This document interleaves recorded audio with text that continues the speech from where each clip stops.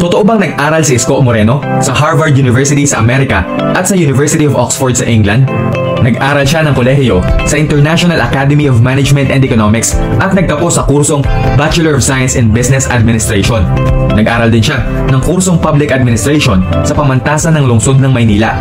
Pumasok din siya sa University of the Philippines, UP, upang mag-aral ng kursong para sa opisyal ng gobyerno na Local Legislation and Local Finance.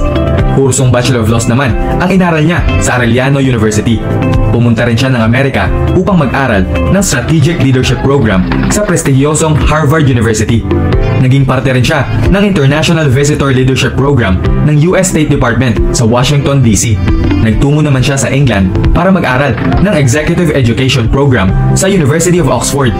Binigyan din siya ng Honorary Doctorate Degree sa Community Development ng pamantasan ng lungsod ng Maynila at Honorary Doctor of Laws Degree naman mula sa San Beda University.